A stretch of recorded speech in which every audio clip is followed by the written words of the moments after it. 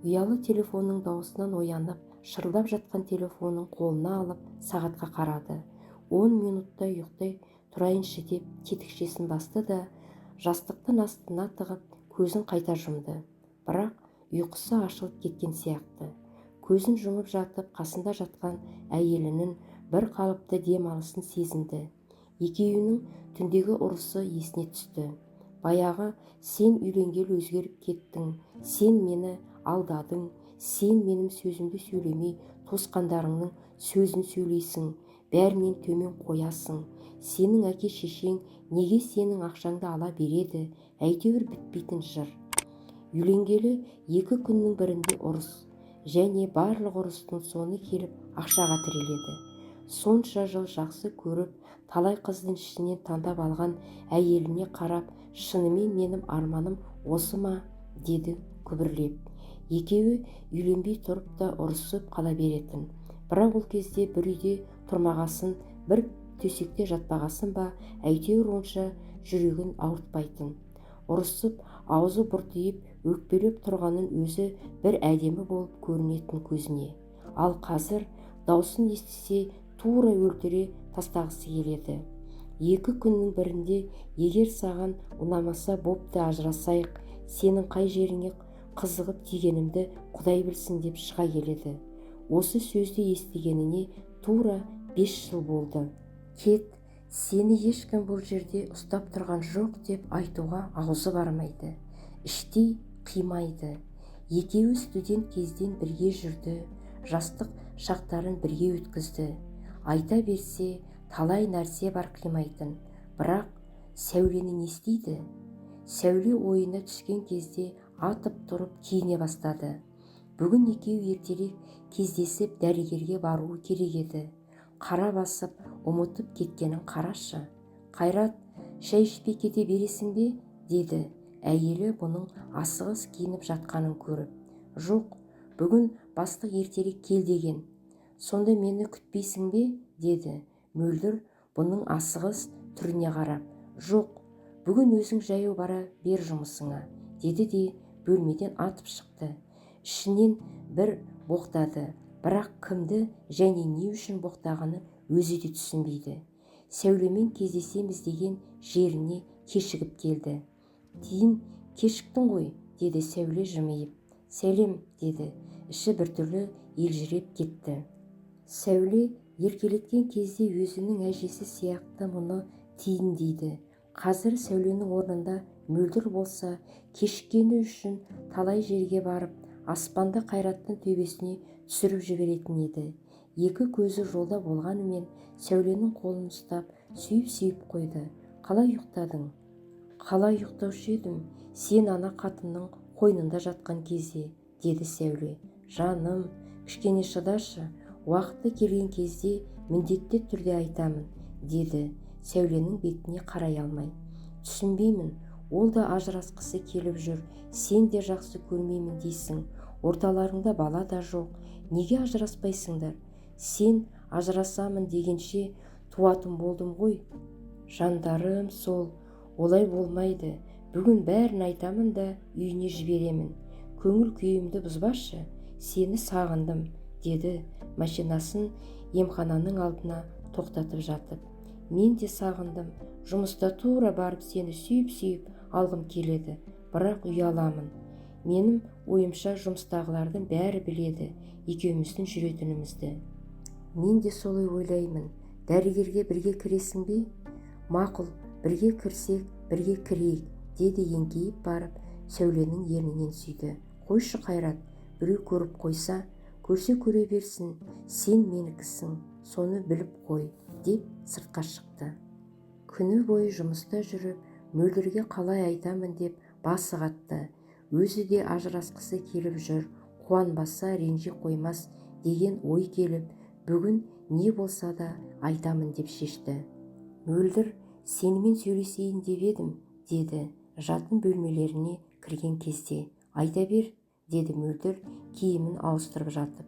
Сен шешінбей тұрып мені тыңдашы. Шешінсем айтатын әңгімеңді айта алмай қаласың ба? Деді күліп. Жоқ, мен сенімен ажырасайын деп едім. Мөлдір қалжың деп түсінген болу керек. Күлді. Біз күнде ажырасамыз ғой.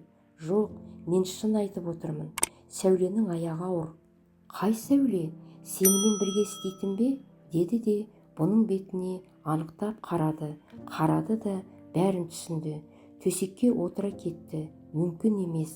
Сен білесің ғой, ол мені бұрыннан жақсы көреді. Мен сенімен жүріп жүрген кезде де Сәулемен жүргенмін. Кейін ары-бері ойлап сені таңдадым. Бірақ шатасқанымды түсіндім. Ал мен не істеймін? Деді Мөлдір. Тегінде қатты абыржып қалған болу керек. Енді сен өзің ажырасайық деп күнде айтасың ғой. Арманың орындалды. Мен сияқты қайыршы жігітпен тұрғың келмеуші еді ғой. Мен қазір сенің қаншығыңа хабарласамын. Телефоның қайда? Оған не айтпақсың? Өзім білемін. Бер телефоныңды, деді де Сәулеге звондай бастады. Таныс номерді көріп Сәуле дереу көтерді. Сәуле, сәлем, мен Мөлдірмін. Қайраттың айтып отырғаны рас па? Деді, екі көзін күйеуінен алмай. Сәуле рас деген болу керек. Мөлдірдің түсі бұзылып кетті де, Қайраттың қатыны бар екенін біле тұрып, қалай бетің барды? Қайтар телефонды, деп Қайрат телефонын қолынан жұлып алды. Сол сәт бетіне алақан шарт ете қалды. Ұятсыз, еркек емес ез, деді Мөлдір долданып. Телефоннан Сәуленің дауысы шығып жатты. Ары қарайғы әңгімені оның естімегенін қалаған Қайрат телефонды өшіре салды да, Мөлдір, осымен бәрі бітті. Кет, сенімен тұрғым да, бетіңді көргім де келмейді, деді. Қайрат, мен кетемін. Саған жабысып қалған жайым жоқ. Бірақ маған бала керек. Егер мен тура қазір ажырасып кетсем, өмірі байға тимейтінімді білемін. Ал мен біреудің байынан некесіз бала туа алмаймын. Өз басымнан өтіп отыр. Сондықтан сен маған бала көтеруге мүмкіндік жаса. Содан кейін кете берсең болады. Осымен сөз бітті дегендей теріс қарап жатып қалды. Қайрат оның көз жасын көрсетпеу үшін жатып қалғанын іштей сезді. Жүрегі ауырды. Ол Мөлдірді не үшін қимай жүргенін дәл осы кезде түсінгендей еді. Мөлдір еш уақытта қиналғанын біреуге айтпайды да, көрсетпейді, және біреуге жамандық ойламайды. Біреумен ұрысып қалса, сол адамның орнына өзін қойып көреді де іштей түсіністік танытады. Өзім де сөйтерем деп ойлайды. Бірақ Сәулені ойлаған кезде жүрегі құрғыр дір ете қалды. Мөлдір, сен кетпесең онда мен кетемін. Мен Сәулені жақсы көремін. Біз балалы боламыз, деді. Басқа кезде өзін қалай ұстайтынын білмеймін. Қиын кезде Мөлдір өзін жақсы ұстай алады. Ашуын ақылға тез жеңдіре алатын адам ғой. Бетіне тіке қарап, Қайрат, барсаң бар, ойлан. Екеуміздің танысқанымызға 10 жылдан асып кетті. Егер маған деген кішкене сыйластығың қалса, мына бала көтеруге мүмкіндік бер. Менің қасымда күнде бол демеймін. Жаңа отбасыңнан қолың босаған кезде ғана кел. Сондықтан мен осы ата-енемнің үйінде қаламын. Қалай сәби көтеремін, бұл үйде 1 минутта тұрмаймын. Сәуле, екеуің сол кезге дейін шыдаңдар, деді. Сөз бітті дегендей басын жастықтың астына тығып алды. Қайрат ішінен соншама жыл бойы тумаған баланы енді туа қалатындай деді де сыртқа шығып кетті. Шылымын шегіп тұрып, Мөлдірдің бала туралы айтқаны ойына орала берді. Бұл сорлы қанша рет көтерді, бірақ түсіп қала береді. Әр түсіктен соң Мөлдір бір өліп тіріледі. Дәрігерлердің айтуынша жатыры дұрыс дамымаған, бала сыймайды. Содан түсіп қала береді. Құдайға шүкір, Сәуледе бәрі дұрыс. Сәуле ойына түскені сол еді, телефон шыр ете қалды. Тиін, мен сондай бақыттымын. Мен сені өмір бойы айта алмайтын шығар деп ойлап едім. Айттың-ау әйтеуір. Енді не болып жатыр? Қашан келесің? Қазір барамын. Күтемін жаным. Көріскенше. Бір жақсысы, Сәуленің өз пәтері бар. Ешкімнен рұқсат сұрамайсың. Қалаған кезіңде бас сұғасың. жәйлі, тыныш, рахат өмір. Ал бұл болса мөлдір екеуі үйленгелі бері әке-шешесімен тұрады. 10 шақты адам бар үйде екеуі оңаша қалып көрген емес. Керек десе бір рет екеуі ғана отырып шай ішіп те көрмеген шығар. Ал Сәуле тек бұның ғана жағдайын жасайды, бұның ғана көңілін көтеруге тырысады. Мөлдірге байыма қарау керек деген ой да келмейтін сияқты. Жұмыстан босаған уақытында үйін жинап, тамағын істейді. Одан қалса қонақ күтеді, немесе өздері қонаққа барады. Ал Сәуленің ондаймен шаруасы жоқ. Тек Қайрат қасында болса болды. Керек десең, жақын жол құрбылары да жоқ. Ал Мөлдірдің өмірі бітпейтін туған туысы, достары мен құрбылары көп. Оның өмірі таудың тастан тасқа соғылып ағатын Асау өзеніне теңеуге болады. Сәуленің өмірі қолдан қазған арық сияқты тып-тыныш, жанға сондай жайлы. Көп қабатты үйдің 3-ші қабатына көтерілгенше Сәуле бұны есігін ашып күтіп тұрды. Менің келгенімді қайдан білдің? Балконнан қарап тұрдым. Кір үйге. Анау кетті ме? Жоқ, кеткен жоқ, мен кеттім. Сәуле бұған жалт қарап, түсі бұзылып кетті. Неге кетпеді? Қуып жібермедің бе? Сәуле, қойшы. Айт дедің, айттым. Енді сен басымды қатырмашы, деді де залда тұрған диванға отыра кетті. Түсінбедім. Сонда ол сенің үйіңде, мен өз үйімде отырамын ба? Жоқ, уақытша. Оның бір шарты бар. Соны орындасам кетеді. Қандай шарт? Сенің ақшадан өлген қатының машинаңа таласып жатыр ма? Қайрат Сәуленің бетіне қарады. Мұндай ой Сәулеге келеді деп еш ойламаған. Мөлдір ондай сөзді айтпақ түгілі есіне де алмайды ғой. Басын шайқады. Енді не дейді? Деді тағаты таусылған Сәуле. Некеміз бұзылмай тұрғанда менен бір сәби көтергісі келеді екен. Сәби көтерген соң ғана ажырасамын дейді. Не? Сенің бедеу қатының бала туа алмайды. Бұл кетпеу үшін жасап отырған қитұрқысы ғой. Қайрат сені алдап отыр, және мен сенің басқа қатыннан бала болғанын қаламаймын. Туса осы уақытқа дейін ай қарап жүрді ме? Той тойлап қала берсе іссапар деп қаңғып жүрді ғой. Енді келіп бала керек болып қалып па? Доғар Сәуле, мен әлі түпкілікті шешім қабылдаған жоқпын. Мен Мөлдірмен мұндайды күтпегенмін. Оған шынымен де бала керек. 30-дан асты. Мені мұнда иттілігімнен кейін ол басқа байға тиеді деп ойламаймын. Ал баласы болса, жағдай басқаша, өмірі мүлдем өзгеше болады ғой. Сонымен сен енді менің ғана емес, Мөлдірдің де баласына әке болмақшы екенсің ғой. Қайрат, мен сені 10 жылдан аса күттім.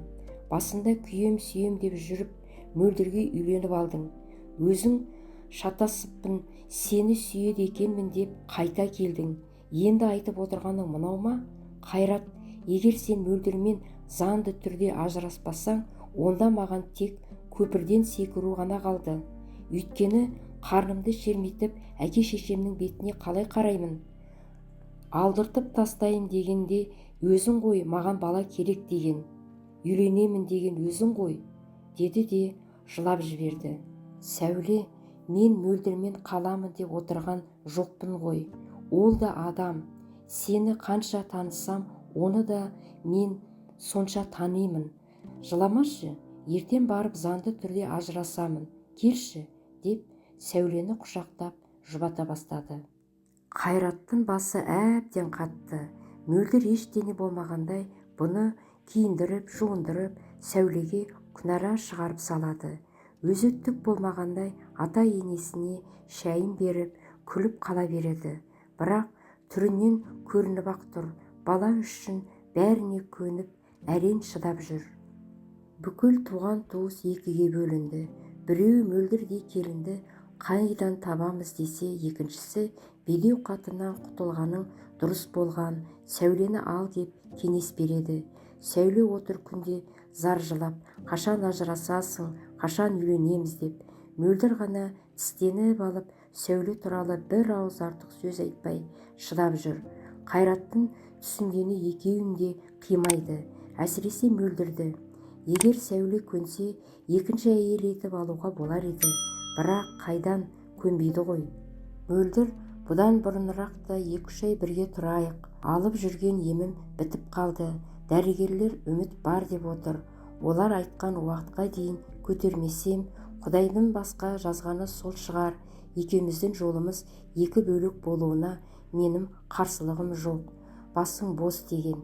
Әрине, мұндай әуежге Сәуле көнбейді.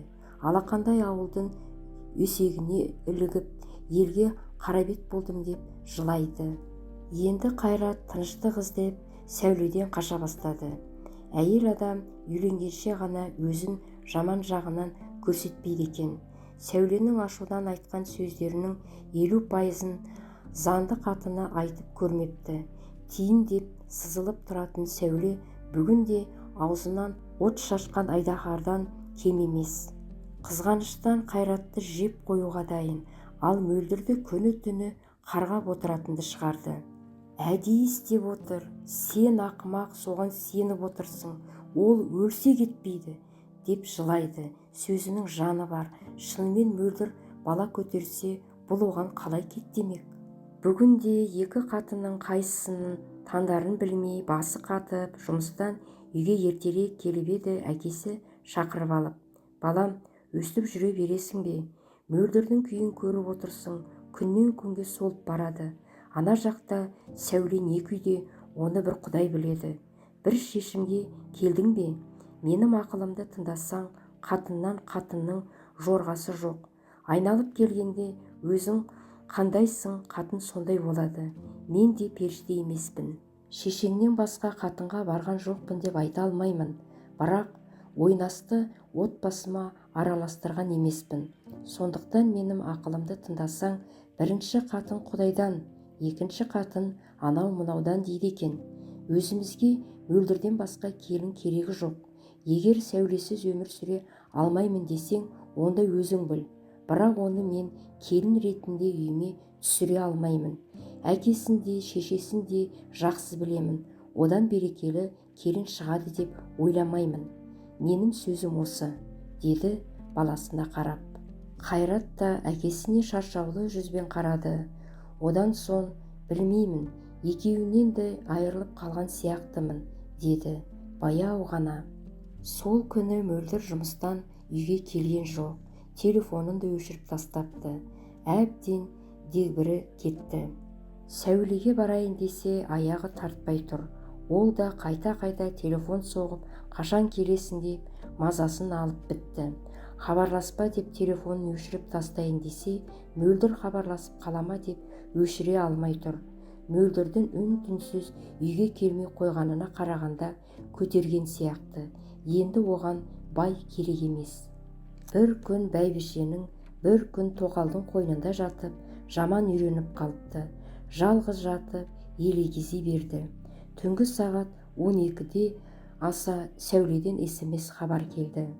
Телефон бетінен: Қайрат, мен әке-шешеме бәрін айттым. Олар мені түсінді. Жасың біразға келді. Өзіңнің алдағы өмірің үшін қажет. Әкесіз-ақ өсіруге көмектесеміз, деді әкем. Саған рахмет. Енді мүлдем келмей-ақ қой. Қатыныңмен бақытты бол, деген жазуды оқып, қолынан телефоны түсіп кетті.